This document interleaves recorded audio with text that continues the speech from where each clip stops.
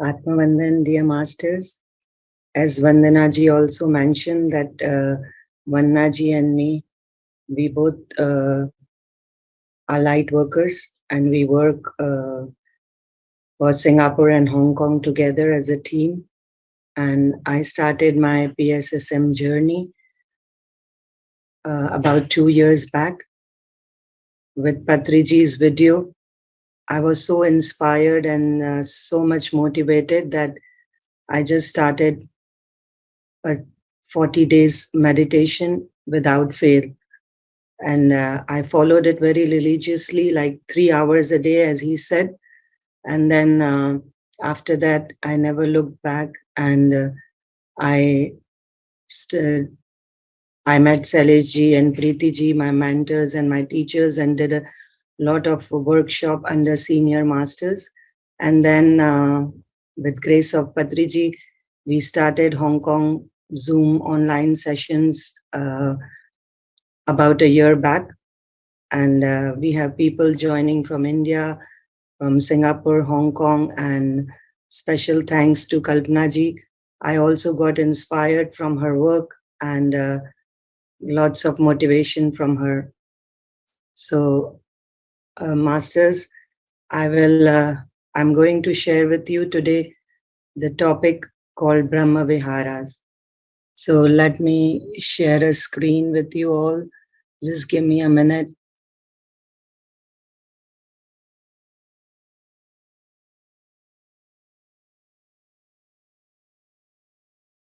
Is it visible, Vannaji? Okay. So, masters, as you know, the name itself says all. It's called Brahmaviharas. So it's the divine abodes or virtues that we can cultivate. Uh, and it's the Buddha's primary teachings. And it's called one of his heart teachings that connects most directly with our desires of true happiness and thereby eliminating sufferings. These four virtues are considered to be the highest emotions.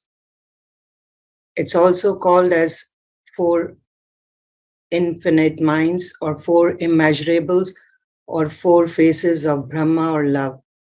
Whatever you call or name it, it leads to one that dwells within your sacred place. The Brahma is the consciousness that we are, and Vihara is to dwell. So, Brahma Vihara is to live in the state of Brahma or self. Brahma Viharas, the four attitudes or the four abodes, as we said before, are an important asset on meditative path, good qualities to have both for yourself and for the world and the people around you.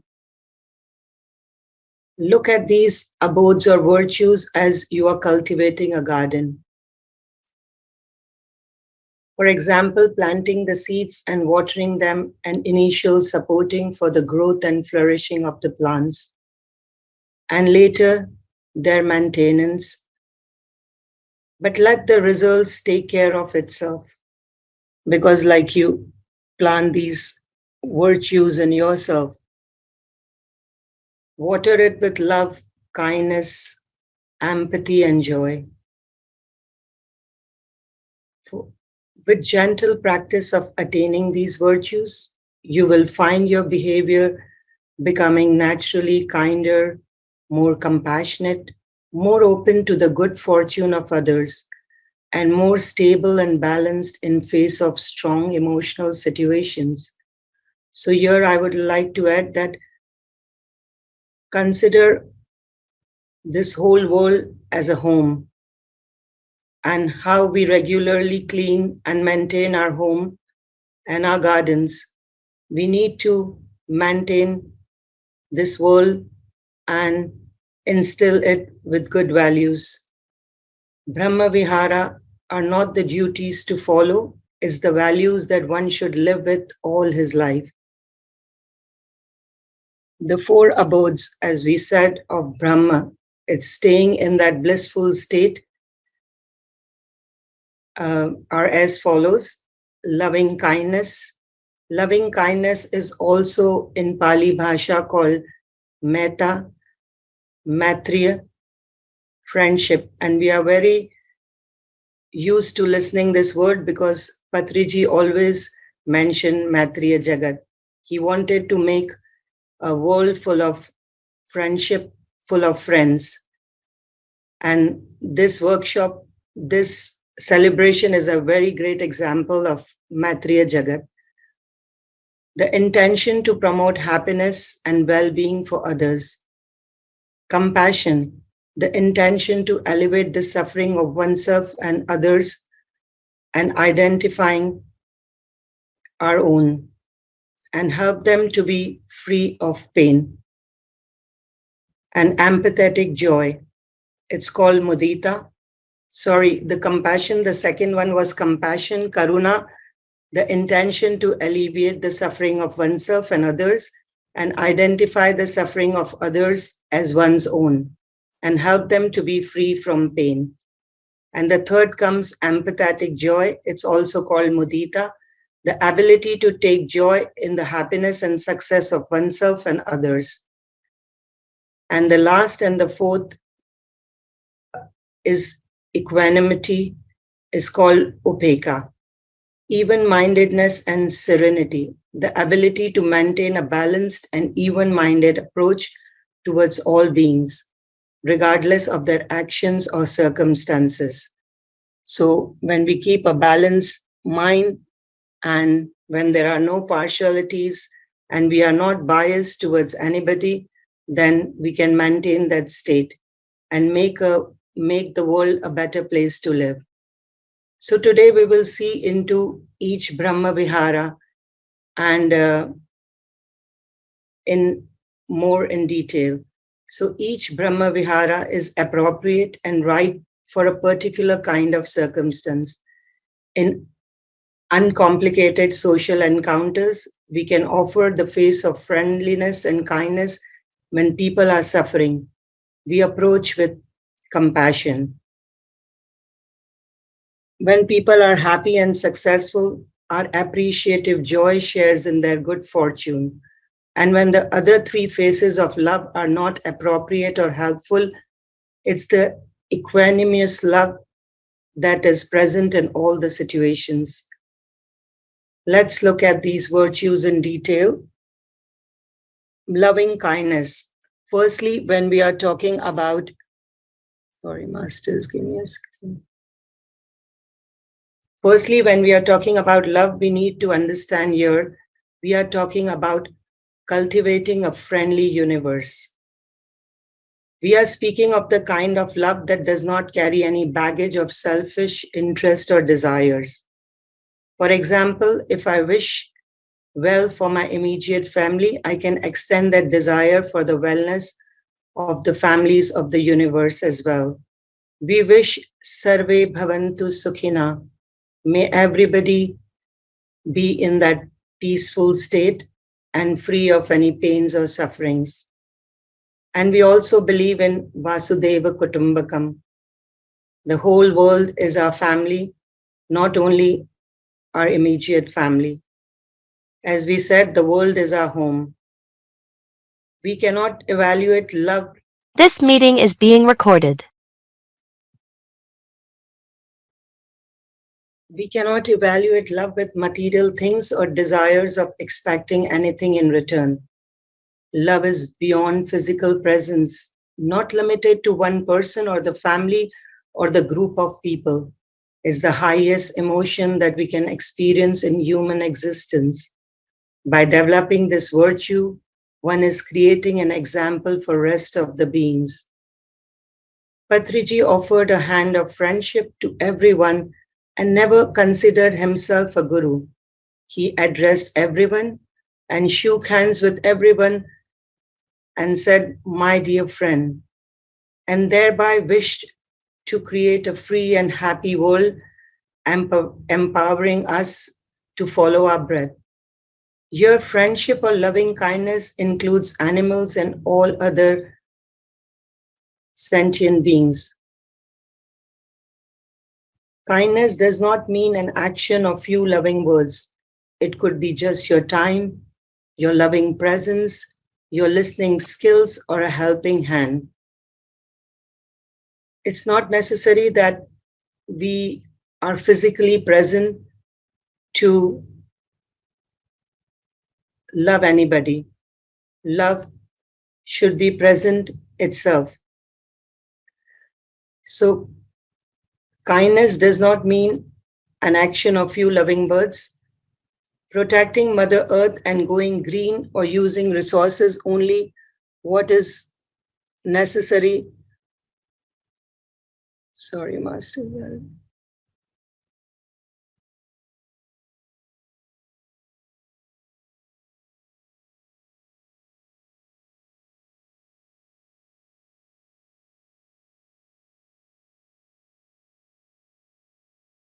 Sorry, Masters. Just give me a second. Something went wrong. Can you see me? Yes, we can say. I think the first slide is showing up. Yeah, I have just a still page. Sorry. I it's not a slide. Okay, fine, fine. So protecting Mother Earth and going green or using resources only what is necessary is also offering your love to the universe. Offering selfless service is a way to creating a friendly world. For example, like Mother Teresa, Gandhiji, or Patriji did. Your kindness makes you approachable and open to the world. Practice of this divine virtue starts with love of the self and gradually extend it to the family, to your near dear ones, and then practice it for the universe, the, including all the beings of the universe, not only humans or animals. Loving kindness is the practice of unconditional love, irrespective of caste, creed, color, class, or any particular social group, regardless of attachment of any kind or expectation. Unbiased love with no racism of any kind. Where in the universe everything is changing every single moment, but love remains unchangeable in amidst all changing and challenging situations. Loving kindness can help to reduce feelings of anger, resentment, and hatred towards others. So, Masters, we have covered the first sublime virtue of Buddha's teaching, it's loving kindness. So, when you clear the dust from your heart, you can see the world clearly.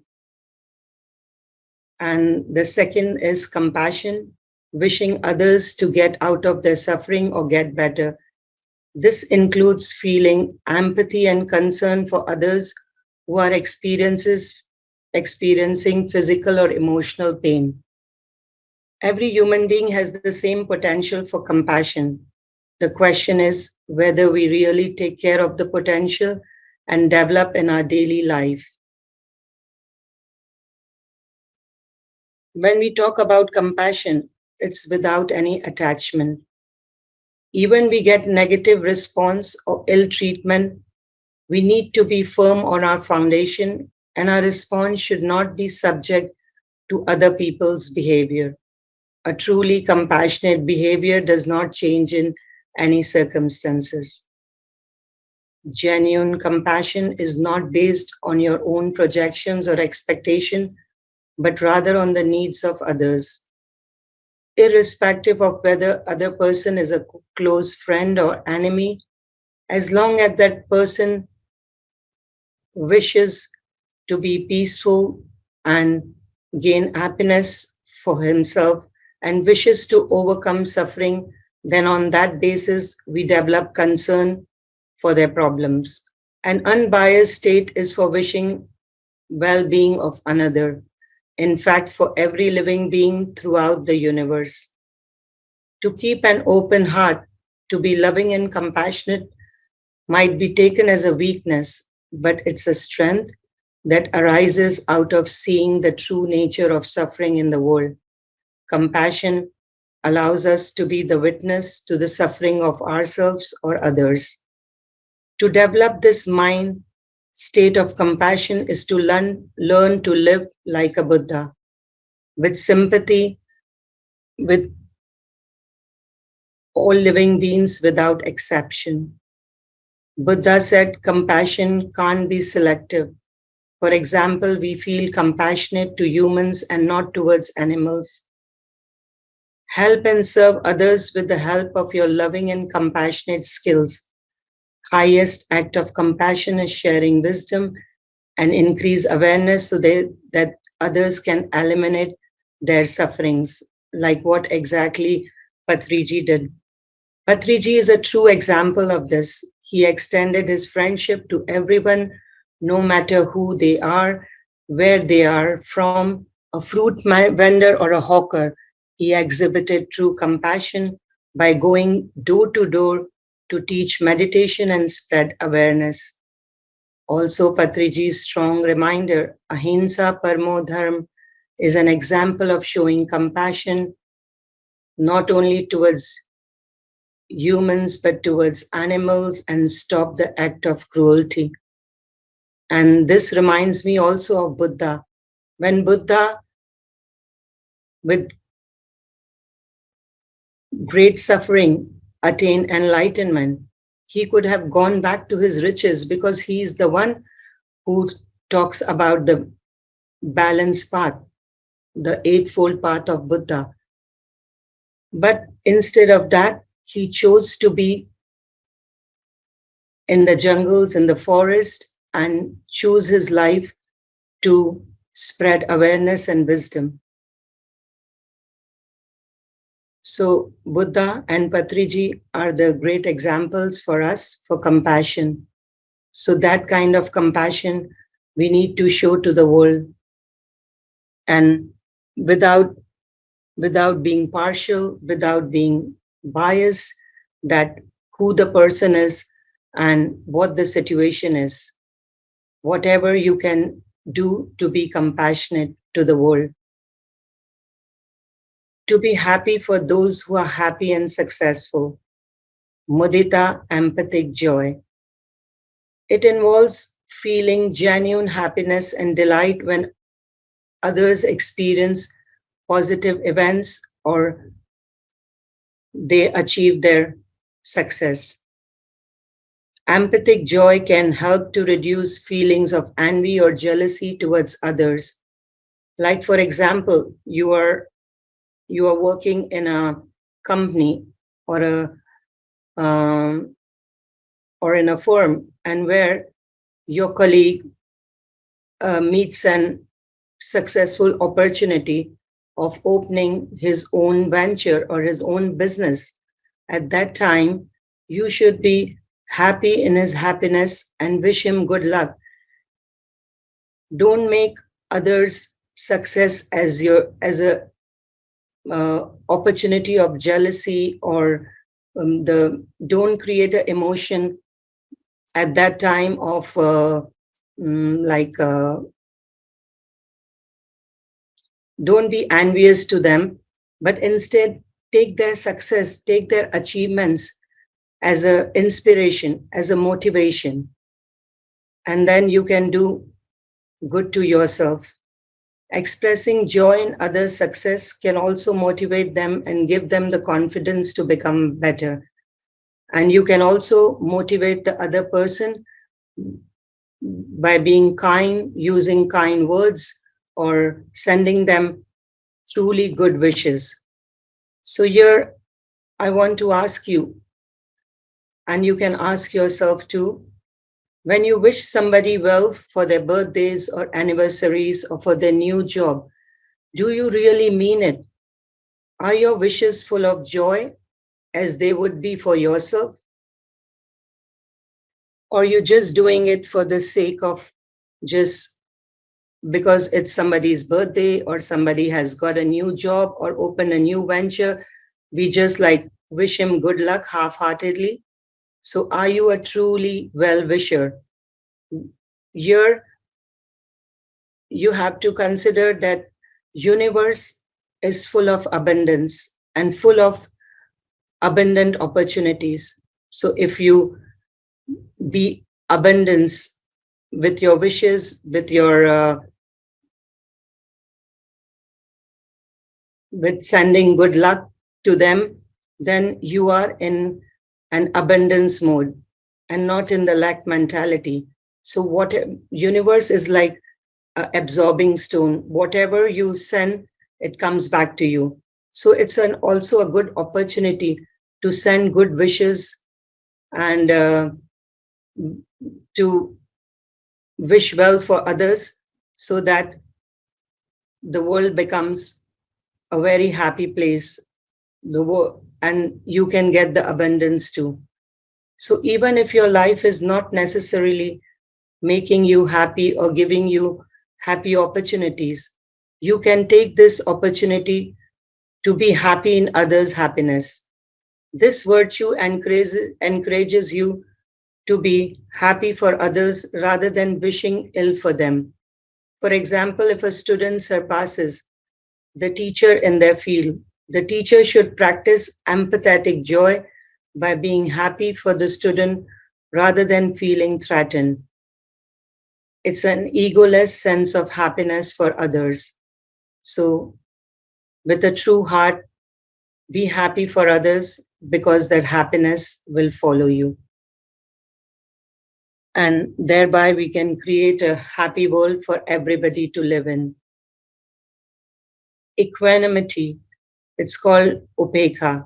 As the name suggests, it's even mindedness and balanced state. It also involves acceptance of all differences, no rejection, no interference or judgments about anyone's behavior. Respect the differences in other identities. This virtue helps overcome partialities. The fourth virtue, upeka, is the ability to maintain a balanced and even minded approach towards all beings, regardless of their actions or circumstances. It involves accepting the ups and downs of life with a sense of calmness and detachment. Equanimity can help to reduce feelings of attachment or aversion towards others. So we learn that how, with a balanced mind, like how Buddha said to us in the Eightfold Path, the right view, the right intention, the right action, the right effort can make us a very kind, loving, and empathetic person.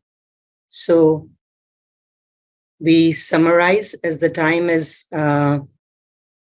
soon going to be over. So metta is basic goodwill that wishes well-being of others. When their suffering moves us, karuna is the wish to enlighten others. When their joy delights us, mudita is the wish for their joy to continue. Upeka is expanded, limitless, free from hatred and ill will. So, with developing these virtues, we can also replace our negative virtues like hatred, jealousy, ill will for others. And when our heart is filled with these four faces of Brahma, we can always be in that Brahma state and spread awareness, joy, and happiness. And we become approachable. People can approach us easily because of our kindness, like how Mother Teresa or Patriji did for the whole world. So now PSSM is all over the country and the countries outside India. Practicing Brahmaviharas can lead to a more peaceful and harmonious life with a great sense of connection with others by becoming more attuned to others' needs and experiences. It involves cultivating a sense of warmth and understanding towards oneself and for all other beings. In addition to promoting personal well being and mental health, Practicing the one Brahmaviharas can also contribute to a more compassionate and just society. So, Masters, as we learned about Brahmaviharas today, the four divine virtues, and I hope we all will practice and cultivate these virtues within us, because when our inner become richer, then the whole world becomes richer as well. So work on your inner feelings, inner emotions, and then create a happy, loving, warm, kind, and empathetic world around us. Thank you, Masters. If I will give opportunity to others, if they want to share something, or if they know about this topic, they want to add something to this topic, or any questions or any thing that you want to share that you learned today.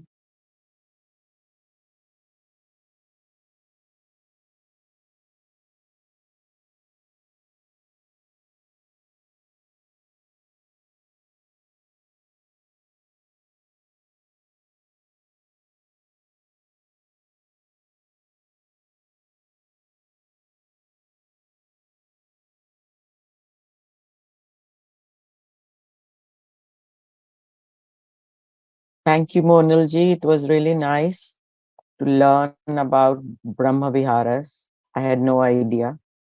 So it was a good knowledge to know about love, balance, care, joy.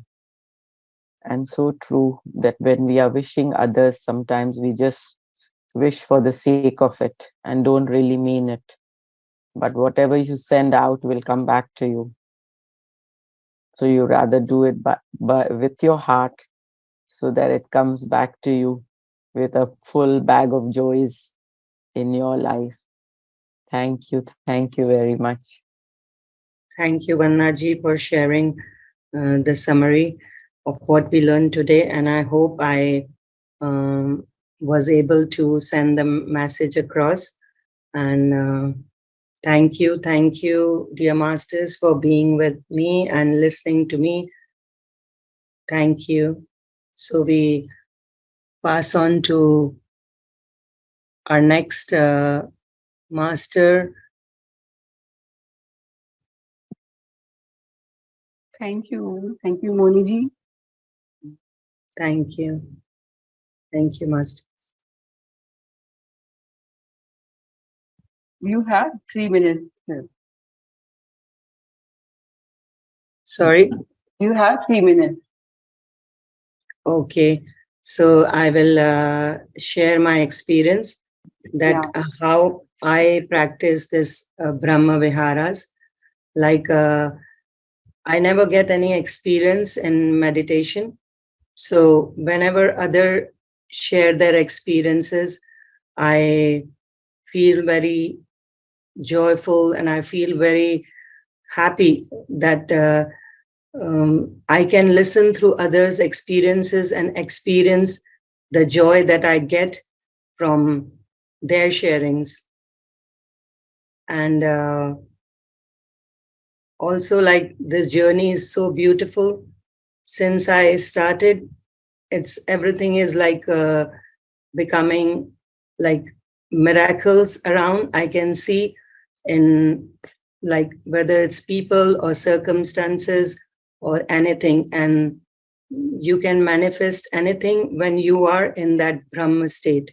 So do practice and this Buddha's teachings, and we are very grateful that Patriji reintroduced us and all the teachings of Buddha, and like PSSM follows Buddha's teachings. So we are very grateful that we can learn more, and we can actually work on them and work on our inner self.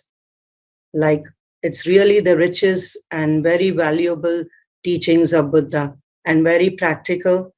He suffered himself. He went through the great uh, tapasya, but for all the world, for all the universe. So it's our duty now that we take this ahead and make the world a better place, because like Vasudeva Kutumbakam, we believe. So we are one family and this world is our home. So we need to do our best for our home.